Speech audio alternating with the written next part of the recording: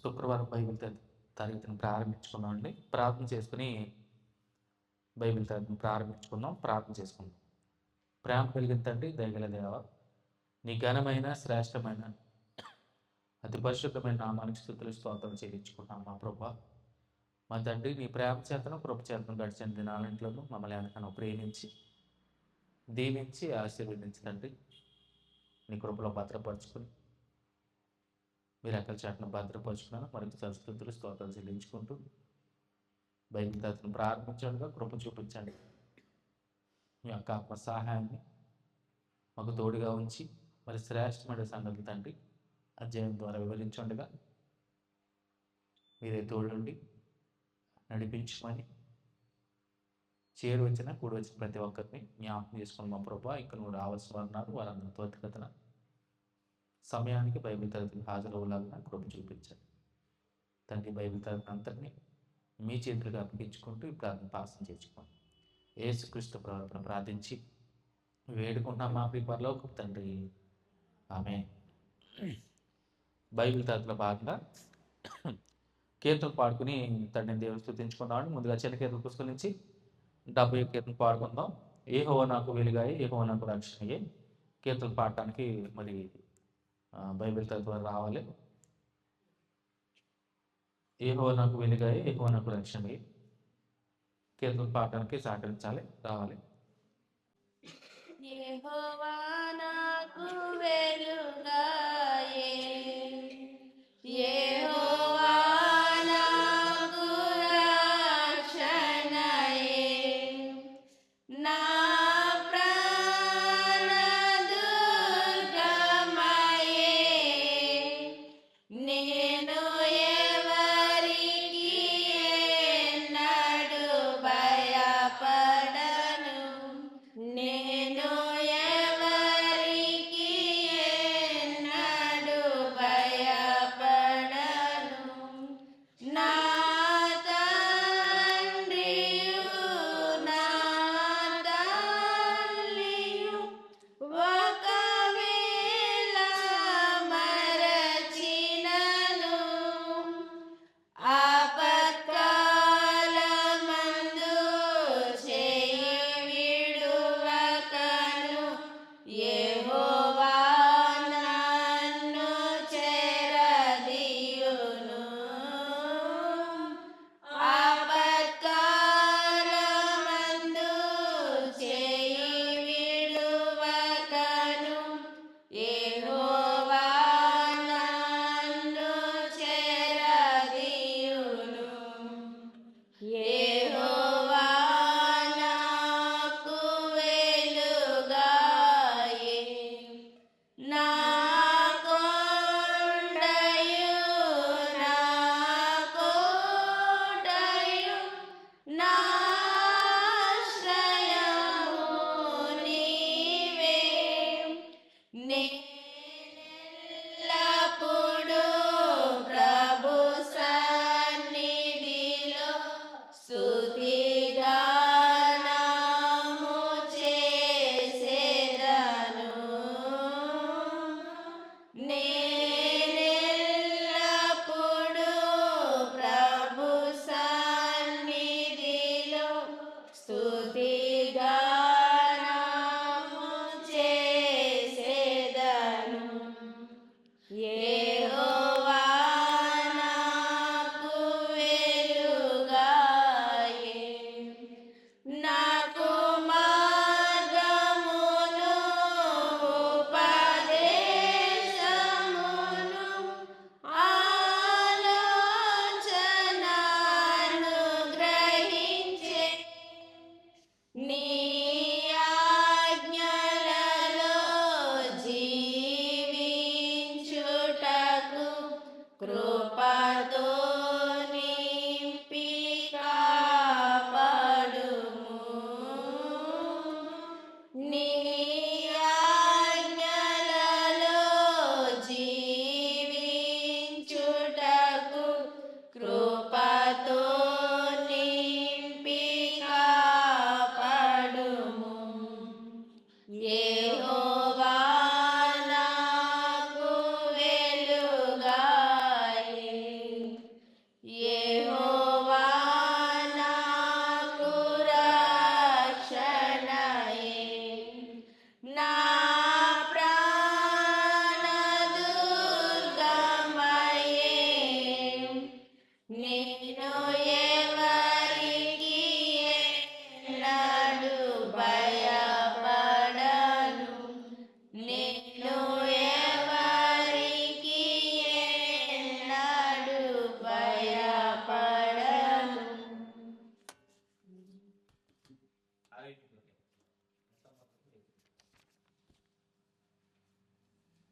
ఎంత మధురమో యేసుని ప్రేమ, ఎంత మధురమో నా యేసుని ప్రేమ. ప్రేమ ప్రేమ ప్రేమ ప్రేమ అంధకార బంధమునన్నావరించగా ఆంధ్రుడనై యేసుని ఎరుగకుంటిని. అంధకార బంధమునన్నావరించగా ఆంధ్రుడనై యేసుని ఎరుగకుంటిని. బలము తెంచెను బ్రతికించెను నన్ను, బలము తెంచెను బ్రతికించెను నన్ను. ఎంత మధురమో యేసుని ప్రేమ, ఎంత మధురమో నా యేసుని ప్రేమ. ప్రేమ ప్రేమ ప్రేమ ప్రేమ రక్షించువారు లేక పక్షినైతిని, భక్షకుడు బాణము గురిపెట్టియుండెను. రక్షించువారు లేక పక్షినైతిని, భక్షకుడు బాణము గురిపెట్టియుండెను. బలము తెంచెను బ్రతికించెను నన్ను, బలము తెంచెను బ్రతికించెను నన్ను. ఎంత మధురమో యేసుని ప్రేమ, ఎంత మధురమో నా యేసుని ప్రేమ. ప్రేమ ప్రేమ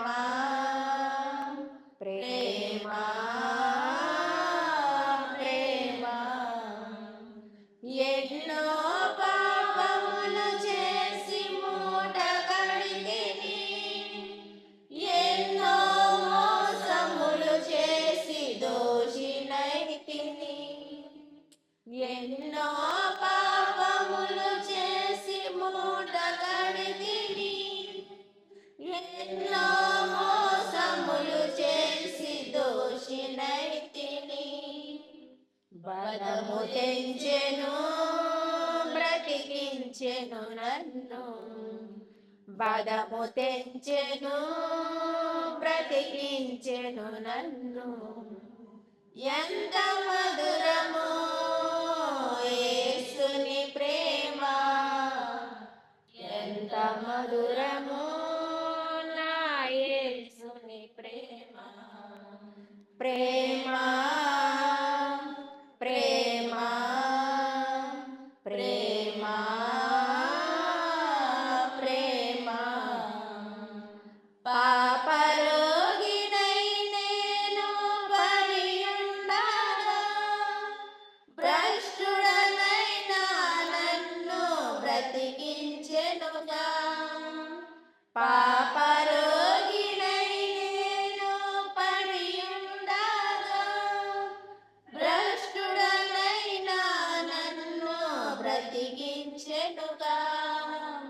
పదము తెంచెను బ్రతికించెను నన్ను, పదము తెంచెను బ్రతికించెను నన్ను. ఎంత మధురమో యేసుని ప్రేమ, ఎంత మధురమో నా యేసుని ప్రేమ. ప్రేమ ప్రేమ ప్రేమ ప్రేమ. ఇంతవరకు మరి కీర్తన పాడుకుని తండ్రి దేవుని స్తుతించుకున్నామండి. మరి కీర్తన పాడడానికి సహకరించిన వారికి ప్రభుపేట ప్రత్యేకంగా వందనాలు తెలియజేస్తున్నానండి. గడిచిన బైబిల్ తరగతిలో నెహెమ్యా గ్రంథంలో మనం ఎన్నో అధ్యాయం ధ్యానించుకున్నాం? 6వ అధ్యాయమా? 6వ అధ్యాయంలో ఏం నేర్చుకున్నామమ్మా? ఎవరికైనా జ్ఞాపకం ఉందా? 6వ అధ్యాయంలో మొత్తం 19 వచనాల్లో మనం మొదటి నుంచి 14వ వచనం వరకు ఒక విషయాన్ని జ్ఞాపకం చేసుకున్నాం. అదేంటంటే నిర్మాణ పనికి వ్యతిరేకత ఆగలేదు. అవునా? వ్యతిరేకించే వాళ్ళు ఆదరించి ఫస్ట్ నుంచి ఎవరో ముగ్గురు, సబ్బలెటు, టోబియా, గేసేము, ముగ్గురు. అందులో ఇద్దరు గోడ కట్టేయడమే కాదు, ఆ నెరలో గెరలో పెంచులు గిచ్చులు మొత్తం చాలా నీట్గా కొత్త గోడలా చేసేసారు అనేసి విన్నప్పుడు, సో ఏదేమైనా నెహెమ్యాని చంపడానికి కుట్ర పన్నారు. పన్ని ఏం చేస్తారు చెప్పాలి, ఎవరికి గుర్తుందా? సో పిలిపిస్తారు. అవునా? ఒక ప్రాంతానికే, ఏ ప్రాంతం పేరు కూడా రాయబడింది అందులో, ఓనో మైదానం అందు గ్రామంలో ఒక దాని దగ్గర మనము కలుసుకుందాము రండి అని వర్తమానం పంపుతాడు. పంపినప్పుడు వెంటనే నెహెమ్యా ఏమంటాడు? ఇది దేవుని పని మొదలు పెట్టాము, మేము దేవుని పనిలో నిమగ్నమై ఉన్నాం, అది వదిలిపెట్టి వచ్చేంతగా నేను రాలేను, అంటే దేవుని పని వదిలిపెట్టి నేను ఎక్కడికి రాను అన్నాడు. అలాగే 4 సార్లు. 5వసారి ఓపెన్గా, అంటే తెరచినటువంటి ఒక తాకీతిని కపటోపాయంతో, అది కూడా సో పంపించడం. అప్పుడు కూడా అప్పుడు ఏదేమైనా కానీ దేవుని ఆత్మ తోడున్న నెహెమ్యాకి ఇవన్నీ ఇట్టే అర్థమైంది. సో ఎన్నో కుతంత్రాలు పన్నారు. శత్రువులు దేవుని పనిని ఆటంకపరచడానికి ఎన్నెన్నో ఉపాయాలు పన్నారు నిజంగా. సో ఆ ఉపాయాలన్నీ వ్యర్థపరిచి ప్రాకారం కట్టడానికి తన జనులకి ఎంతో సహాయం చేశాడు దేవుడు నిజంగా. అదే చూసాం. అలాగే 15 నుంచి 19 వచ్చిన వరకు, చివరాఖరు వచ్చిన వరకు 52 రోజుల్లో ప్రాకారం ఏమైందంట? పూర్తయింది. 52 రోజుల్లో ప్రాకారం పూర్తయింది. మీకు ఇందులో ఒక విషయాన్ని తెలియజేశానండి. దేవుని ఎరగనటువంటి వారు ముగ్గురు, వారు ఏదో వ్యతిరేకించారు, ఆటంకపరిచారు, దేవుని శక్తి సామర్థ్యాలు ఎరగనటువంటి వారు ఏదో చేశారంటే అనుకోవచ్చు. కానీ ఇద్దరు షమయాను, నోవజ్జి అనే ప్రవక్త, ఇద్దరు కూడా కనీసం దైవభక్తి లేదు. దేవుడు అంటే తెలిసేళ్ళకే, వాళ్ళకంటే తెలీదు, ఏదో చేశారంటే అనుకోవచ్చు. దేవుడు అంటే తెలిసినటువంటి వారు కూడానే కనీసం దైవభక్తి లేదు, అలాగే దేశం మీద ప్రేమ కూడా లేదు. అలాంటి సొంతోళ్ళలోనే, అంటే వారిలోనే దేశాభిమానం కూడా లేదు. కొంతమంది యూదుల్లో, దేవుని పిల్లలటువంటి ఇజ్రాయిల్లో కూడా ధనం చేత, దేవుని చేత ప్రేరేపణకు గురయ్యి లొంగిపోయి దేవుని సేవకులను భయపెట్టడానికి చూశారు. తెలుసండి? దేవుని సేవకుడైనటువంటి నెహెమ్యాని, అంటే మొత్తం అందరినీ కూడా, ఈ ప్రాకారం కట్టే వారందరినీ భయపెట్టడంలో వీరి ఇరువురు కూడా, అందులో ఒక ప్రవక్త కూడా ఉంది. ఆవిడ పేరేంటి? నోవజ్జా. సో ఇంకొక ప్రవక్తను కూడా జ్ఞాపకం చేసి దేవుడు ఏర్పరచుకున్నది, న్యాయాధిపతిగా ఉన్నది, దెబోరా గురించి. అవునా? సో దెబోరాకని ఈ నోవజ్జాకి చాలా వ్యత్యాసం. అవునా? ఈవిడ నోవజ్జాకి దేవుడు అంటే తెలియదేం కాదు, దేవుని బిడ్డే, దేవుడు అంటే తెలుసు. కానీ ఏం ప్రయోజనం? ఏం ప్రయోజనం? షమ్యకు కూడా తెలుసు, దేవుని శక్తి సామర్థ్యాలు తెలుసు. సో తోటివారిలో వచ్చి ఇరువురు కూడా చూడండి, దేవుని పని కొరకు ఆటంకపరచడానికి శత్రువులతో చేతులు కలిపిన వాళ్ళు ఒక రకంగా. సో చాలా విచారం అది. రైట్. ఈరోజు 7వ అధ్యాయము ధ్యానం చేసుకుందామండి. సో ఈ 7వ అధ్యాయంలో మొట్టమొదటిగా మనం తెలుసుకోవాల్సింది ఏంటంటే, ఇందులో 73 వచనాలు ఉన్నాయనుకుంటా. 73 వచనాల్లో ప్రాముఖ్యంగా చూడండి. సో 52 రోజుల్లో మందిరం ప్రాకారం పని ముగించుకున్నారు. చూడండి 7వ అధ్యాయంలో మొదటి నుంచి 4 వచనాల వరకు. సో చూడండి, నగర ద్వారాలు, ఆ ద్వారాలకి ద్వారపాలకులు నియమిస్తాడు Nehemiah.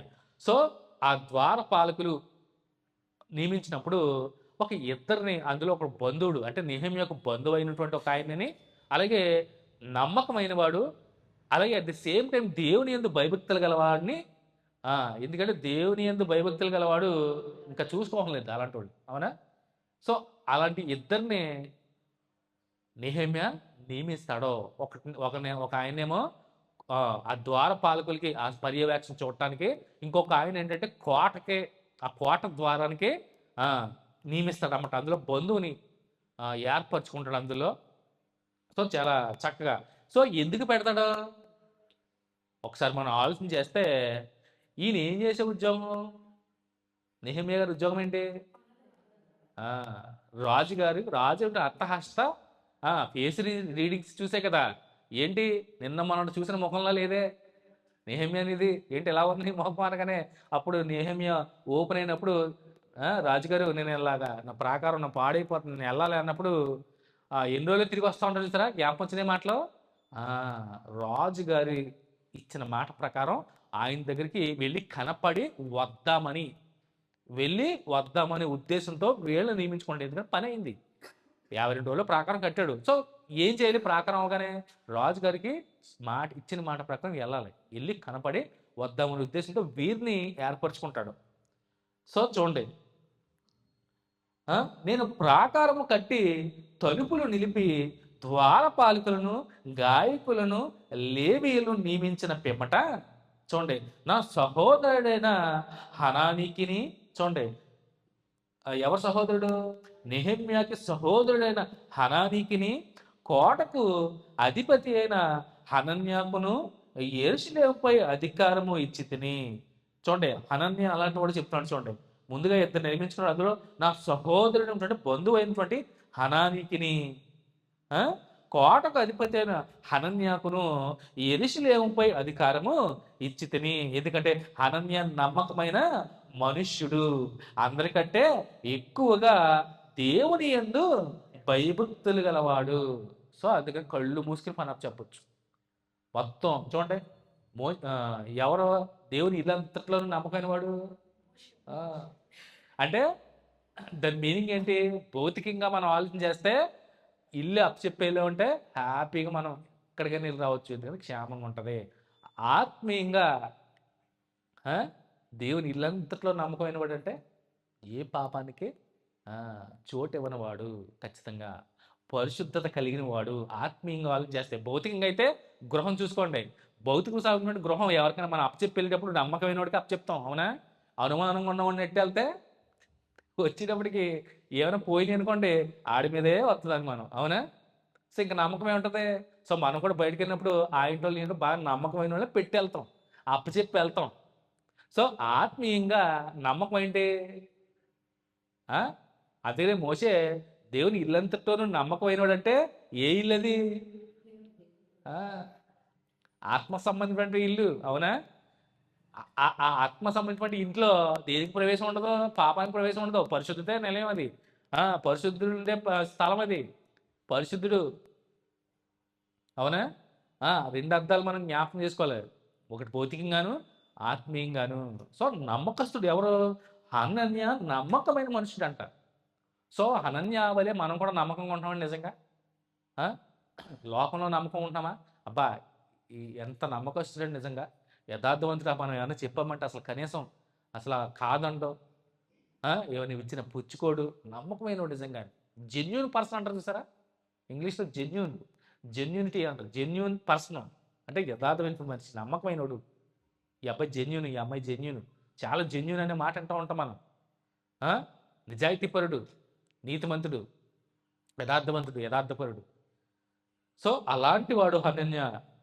At the same time ఇంకొక గుడ్ క్వాలిటీ ఉంది. ఏంటంటే అందరికంటే ఎక్కువగా దేవుని ఎదుట భయభక్తులు గలవాడు.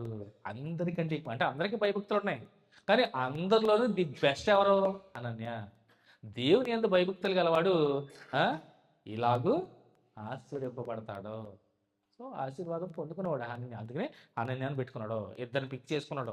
బంధువుడు అయినటువంటి హనానికిని, కోటకు అధిపతి అయినటువంటి హనన్యాకును యెరూషలేము పైన అధికారం ఇచ్చితిని. హనన్యా నమ్మకమైన మనుష్యుడు, అందరికంటే ఎక్కువగా దేవుని ఎదుట భయభక్తులు గలవాడు. సో మనం కూడా ఆ, అనన్యావలి నమ్మకంగా ఉండాలి. ఆ, దేవుని ఎదుట భయభక్తులు గలవారిలాగా ఉండాలి ఖచ్చితంగా. ఆ, అప్పుడు నేను బాగుగా ప్రొద్దెక్కు వరకు యెరూషలేము యొక్క గుమ్మముల తలుపులు తీయకూడదు, మరియు జనుల దగ్గర నిలిచి ఉండగా తలుపులు వేసి అడ్డగడలు వాటికి వేయవలనియు. ఇదియుగాక యెరూషలేము కాపురస్తులందరూ తమ తమ కావలి వంతులను బట్టి తమ ఇండ్లకు ఎదురుగా కాచుకొనుటకు కావలి నియమింపవలనియు చెప్పి తిని. సో బాధ్యతలు అప్పచెప్పి వెళ్తున్నాడు, ఎందుకంటే నిర్మాణం అయిపోయింది. సో ఇతను పెట్టాడు. ఏం చెప్తాడు మిట్ట మధ్యాహ్నం అంటే ప్రొద్దుగుంకే వేళ వరకు తలుపులు ఎక్కే వరకు తీయొద్దు. అవునా, తీయొద్దని చెప్తున్నాడు. అలాగే చూడండి, గుమ్మము తలుపులు తీయకూడదు, మరియు జనులు దగ్గర నిలవబడి ఉండగా తలుపులు వేసి అడ్డగడియలు వాటికి వేయవలను. అంటే చాలా జాగ్రత్తగా కాపాడుకోవాలి.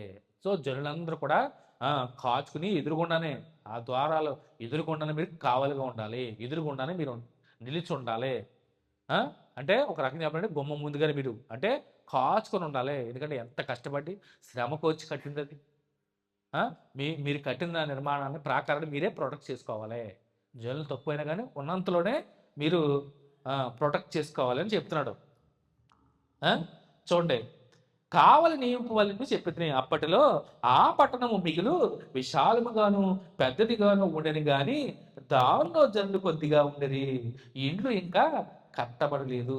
సో చాలా పెద్ద ప్లేస్, కానీ జనులు నివసించే వాళ్ళు చాలా తక్కువ ఉన్నారు. ఇల్లు కూడా కట్టుకోలేడు అంటారు. ఎందుకంటే వచ్చారు, వచ్చిన వేళ రాగానే అయిపోద్దా అంటారు కదా పెద్దలు. ఇల్లు అలగ్గానే వచ్చారు పాపం, రాగానే ఎక్కడైపోతాయండి. ఇప్పుడు చెర నుంచి వచ్చారు, రాగానే ఎక్కడైపోతాయి. వాళ్ళు సెట్ అవ్వటానికి 2 సంవత్సరాలు పట్టింది. నేను జ్ఞాపకం చేశాను ఎజ్రాలో. సెట్ అవ్వడానికి కుదురుకుంటాకి 2 ఏళ్ళు పట్టింది. మాటల మనకి ఇక్కడలాగా అన్నీ సమకూరి ఇసుక ఇటుక సిమెంట్ గిమెంట్ ఏమి లేవు అక్కడ కట్టేసుకుంటామని గవ్వ లేవు అక్కడ కట్టుకోవడానికి. అంత జనాలు కూడా లేదు, పైగా అందరికీ ఇల్లు లేవు. అందరూ ఒకేసారి ప్రారంభించుకుంటే ఎవడిల్లు అవుతుంది అక్కడ, ఎవడిల్లు కట్టుకుంటే ఎన్ని ఏళ్ళు నడుస్తాయి.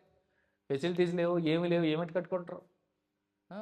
చాలా ప్రయాసకొచ్చుకుని నిర్మించుకోవాలి. చాలా టైం పడుతుందండి. ఏదైనా ఆనాటి ఇల్లు ఈరోజా మిషన్లు కూడా కట్టేస్తాను ఇల్లు, రెడీమేడ్ ఇల్లు 3D హౌసెస్ అంట. అప్పటికి ఇప్పటికి ఎంత వచ్చేస్తాం. ఇల్లు కావాలంటే 15 రోజుల్లో అయిపోతుంది. రెడీమేడ్ ఇల్లు కూడా వచ్చేసింది, డెలివరీ కూడా ఇచ్చేస్తున్నారు 10 లక్షలు అంట. ఏదో బిళ్ళ క్యాప్సిల్లా ఉంటుంది, క్యాప్సిల్ అనే దాని పేరు క్యాప్సిలే. ఇంతకే గొట్టం వేసుకుని వచ్చేసి పూర్వం గొట్టం ఇలా రౌండ్ కానీ ఆ షేప్లో ఉంటుంది. క్యాప్సిల్ అని పేరు పెట్టారు దానికి ఆ హౌస్ని. దిగుమతి చేసుకుంటున్నారు చైనా నుంచి. అక్కడ వస్తాను 10 లక్షలు అంటమ్మా, ఆర్డర్ పెట్టుకొని కావాలంటే వచ్చేది ఇంటికి. క్యాప్సిల్ చాలా బాగుంది నిజంగానే, ఎంత బాగుందో. ఆ రెడీమేడ్ ఇంటి పేరు క్యాప్సిల్ అంట. క్యాప్సిల్ అంటే మనం అంటాం క్యాప్సిల్స్ రాశారండి అంటారు కదా డాక్టర్లో.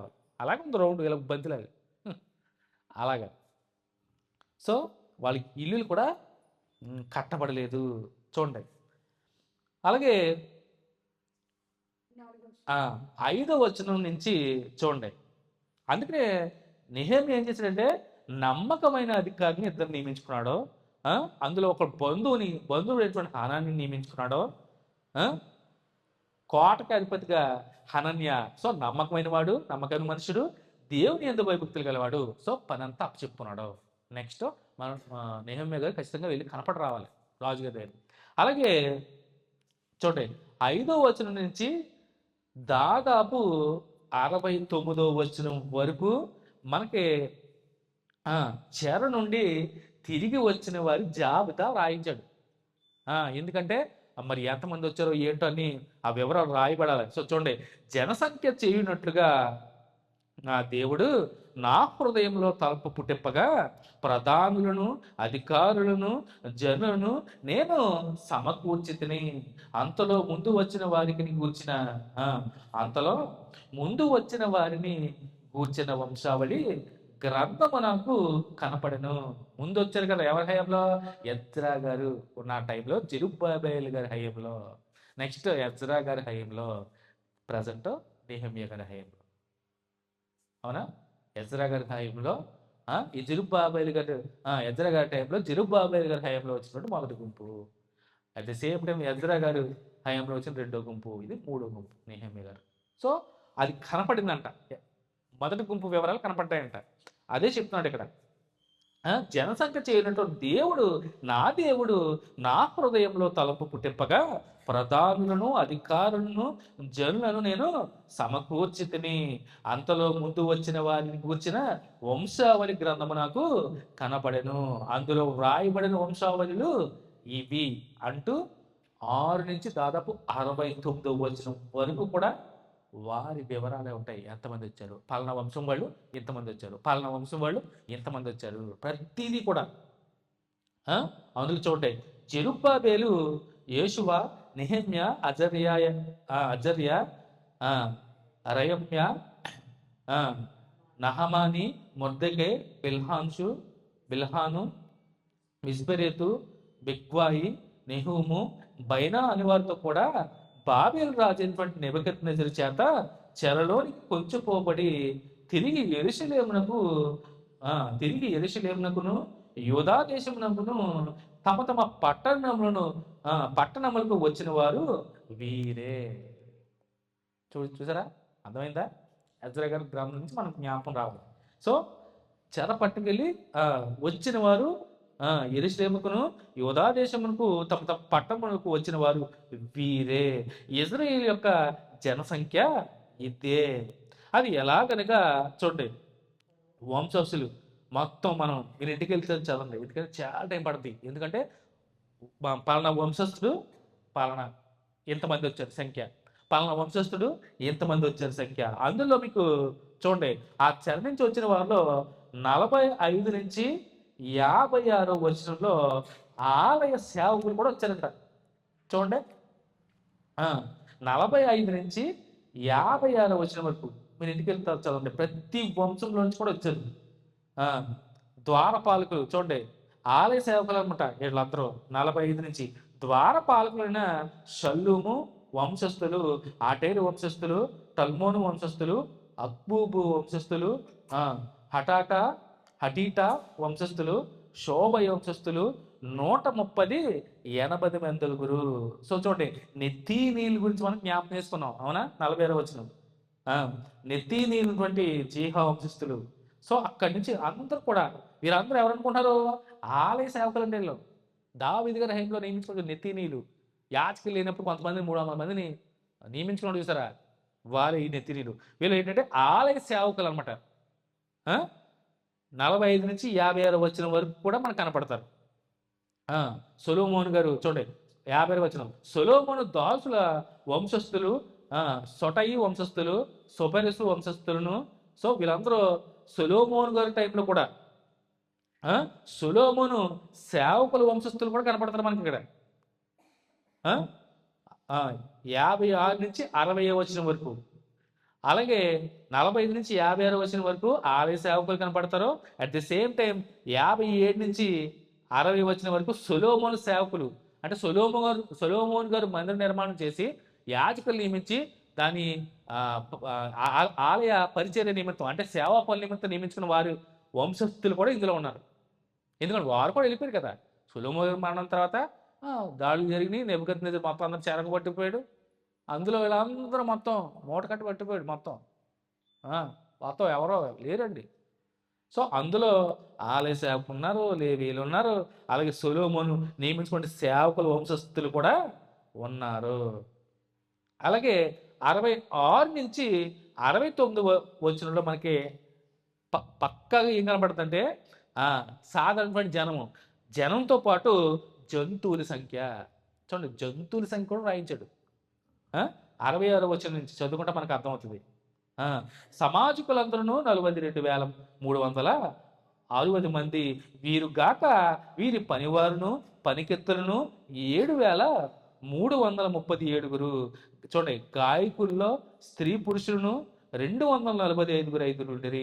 వారి గుర్రములు చూడండి, జంతువుల సంఖ్య మళ్ళీ వారి గుర్రములు 736, వారి కంచరి గాడులు 245, వారి ఒంటెలు 430, ఐదును వారి గాడిదలు 6720 ఉండెను.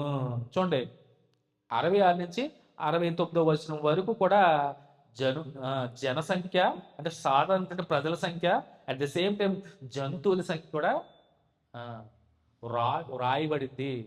సో అంటే మనుషులతో పాటు జనంతో పాటు వారి స్వాస్థ్యంగా వారు పెంచి పోషించుకోవాలి. వారికి అదే కదా సంపద. వాటిని కూడా ఆ, అప్పట్లోనే రాసేవారు, ఇన్ని గేదెలు ఇన్ని ఆవులు.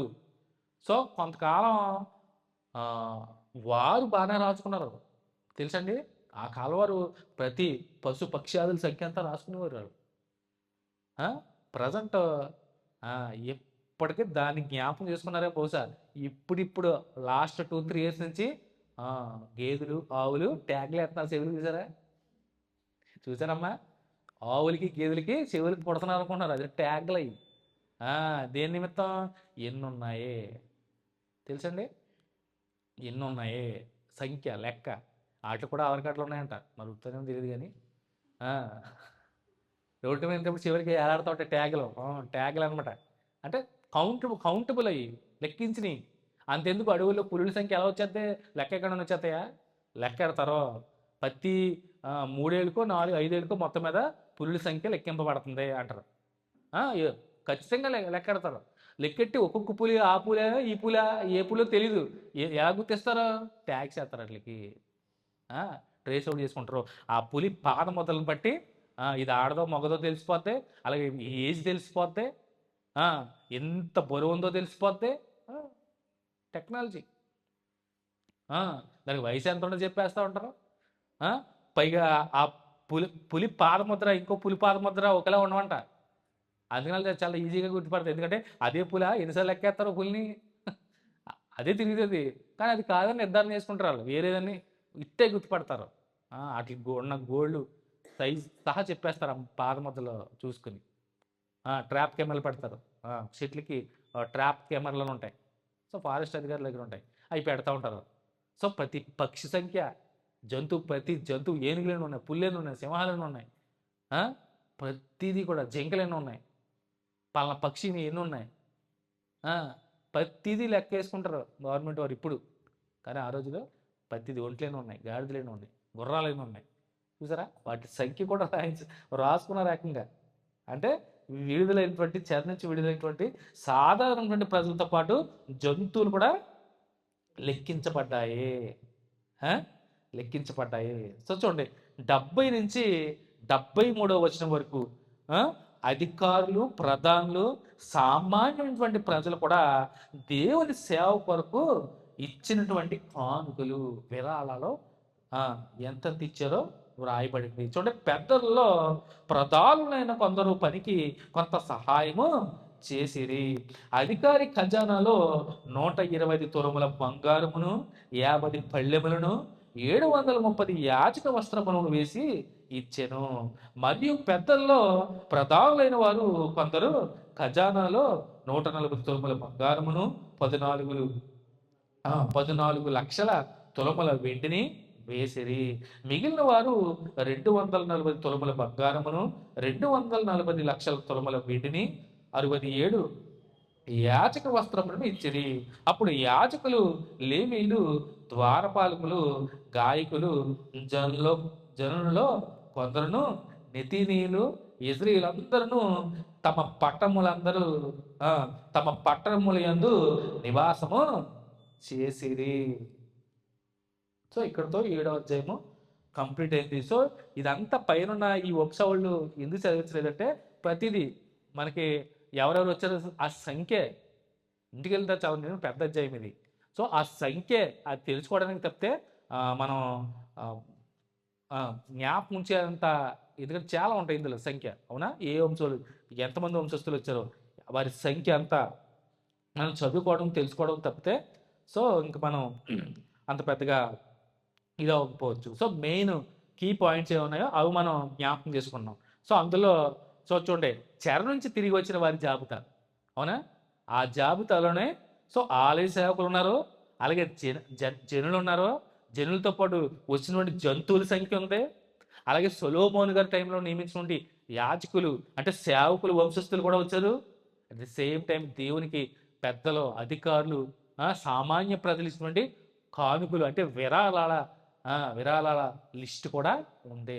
లిఖించుకున్నారు ఎవరెవరు ఎంత కానుక ఇచ్చారు, ఎవరెవరు ఎంత భూరి విరాళాలు ఇచ్చారు. అంటే పెద్ద అధికారులు పెద్ద మొత్తంలోనే ఇచ్చారు. ఒక రకంగా చెప్పాలంటే చాలా పెద్ద మొత్తంలో దేవునికి కానుకలు సమర్పణ చేశారు. సో సో 7వ అధ్యాయము కంప్లీట్ అయింది. 8వ అధ్యాయము వచ్చే బైబిల్ అంతా మనం ధ్యానం చేసుకుందాం అండి. సో ఏమైనా డౌట్స్ ఉంటే తెలియచేయండి. మనకి కరెక్ట్గా వంశస్థులందరూ కూడా మనకి 6వ అధ్యాయం నుంచి మ్యాక్సిమం 6వ అధ్యాయం నుంచి మొదలవుతాయి. మొత్తం 69వ వచనం వరకు కూడా ఈ వంశస్థుల వివరాల వరకే ఉంటాయి. 69వ వచనం వరకు కూడా. సో 69 వచనాలు మధ్యలో మనకి 45 నుంచి 56 ఆలయ సేవకులు ఉంటారు. సో చెర నుంచి వచ్చిన వారు అందులో 45, 56 వచ్చిన వరకు ఆలయ సేవకులు కనపడతారు. 66 నుంచి 69 వరకు జనుల సంఖ్య, అట్ ది సేమ్ టైం జంతువుల సంఖ్య, తిరిగి వచ్చినటువంటి జంతువుల సంఖ్య కూడా మనకు కనపడుతుంది. అలాగే 57 నుంచి 60 వచ్చిన సొలొమోను సేవకుల వంశస్థులు కూడా కనపడతారు. అలాగే 70 నుంచి 73 వచ్చిన వరకు అధికారులు, ప్రధానులను, సామాన్య ప్రజలు దేవుని పని కొరకు ఇచ్చినటువంటి విరాళాలు, కానుకలు, ఆ వివరాలు మాత్రమే లిఖించబడ్డాయి. సో ఈ మధ్య వచ్చే బైబిల్ తత్వం మనం ధ్యానం చేసుకుంటాం. శ్రద్ధగా వినమంతా కూడా ప్రారంభం చేసుకుంటాం. పరిశుద్ధ పరమ తండ్రి, నీ ఘనమైన శ్రేష్టమైన అతి పరిశుద్ధమైన నామాన్ని స్తుతులు స్తోత్రం చెల్లించుకున్నాం మా ప్రభావ. మరి ఇంతవరకు చక్కటి అధ్యయనంలో నేర్చుకుని తను మరి శ్రేష్టమైన సంగతి తండ్రి హృదయంలో భద్రపరుచుకుని మీ యొక్క జ్ఞానాన్ని తండ్రి, మీ జ్ఞానం ఎదగడానికి తండ్రి ఇంటి బయలుతారు తను మరి మాకు ఎంతగానో మా ఆత్మీయ జీవితాలకి ఎంతగానో ఉపయోగకరంగా ఉంటూ తను మరి మీ వాక్యపు వెలుగులో నడవడానికి తను మరి ఇంటి తరగతులు మాకు అనుగ్రహించినందుకు మనకు సంస్కృతులు స్తోత్రాలు చెల్లించుకుంటూ వచ్చిన కూడి వచ్చిన ప్రతి ఒక్కరిని మనకు సార్ పేరు మనకు జ్ఞాపం చేసుకుంటుంది. రాజకీయ సంఘాన్ని జ్ఞాపం చేసుకోండి. సంఘులు అయితే బాహ్యంగా ఉన్నారో బలపరచండి. ఎవరైతే అనగా సంస్థ బాధపడుతున్నారో వాళ్ళని కొట్టి స్వస్థపరిచి కృప చూపించండి. సహాయం మనకి ఇచ్చిన మా ప్రభావ. అలాగే మన మరి సార్లు జ్ఞాపం చేసుకుంటుంది. తను మరి హాస్పిటల్లో తను మరి డిశ్చార్జ్ అయ్యి తను మరి చెకప్లు వెళ్ళి చూడగా కృప చూపించండి. మంచి తను మరి క్షేమ సమాచారాన్ని మంచి రిపోర్ట్ రావడానికి ప్రభు చూపించుకొని వచ్చినాం మా ప్రభు. అలాగే విదేశాలను బట్టి ప్రతి ఒక్క సహోదరుని కూడా మరి పేరు మరి జ్ఞాపకం చేసుకుని దీవించడానికి ఆశించిన మా ప్రభు. ఇంకొక ఎవరైతే సంఘంలో ప్రార్థన అవసరం ఉన్నారో వారి అవసరాలను తీర్చి నడిపించండి మా ప్రభు. అలాగే మా తండ్రి వచ్చే నెలలో తను మరి ఈ సంవత్సరాంత కృతజ్ఞత కూడిక 31వ తారీఖు రాత్రి జరుగుబట్టి కృతజ్ఞత కూడిక విషయం కూడా ప్రార్థిస్తాం మా ప్రభు. అలాగే మా తండ్రి 1వ తారీఖు జరుగుబట్టి ప్రైజ్ డిస్ట్రిబ్యూషన్ కార్యక్రమం కూడా తను మరి మీరు తోడునే నడిపించండి మా ప్రభు. ఆ కార్యక్రమాన్ని కూడా మీ చేతులు అప్పగించుకున్నాం మా తండ్రి. అలాగే వచ్చే నెలలో మొదటి ప్రభుత్వంలో జరుగుతున్నటువంటి చక్కటి తను మరి క్రొత్త సంవత్సరంలో జరుగుతున్నటువంటి మొదటి ప్రభుత్వం రోజు జరుగుతున్నటువంటి మరి చక్కటి ప్రారంభం కూడా ప్రార్థిస్తున్నాం మా ప్రభు. తను మరి అవసర కార్యక్రమాలు తలపెట్టుకున్నాను తండ్రి. ఆ కార్యక్రమాన్ని కూడా మరి జ్ఞాపకం చేసుకుంటాం మా ప్రభు. నిశ్చితమైతే మనకు బైబిల్ తండ్రి మనం కలుసుకుని చక్కటి వివరించుకోవడానికి మనం మరొక తరగతి మనం గురించి నడిపించున్నాం. ముగించి వెళ్ళి నాకు మనతో తోడండి, క్షేమంగాను సురక్షితంగాను వారిని చేసి నడిపించున్నాం. పాస్ చేసి యేసుక్రీస్తు ప్రార్థించి వేడుకుంటాం మా ప్రిపర్లో తండ్రి. ఆమేన్.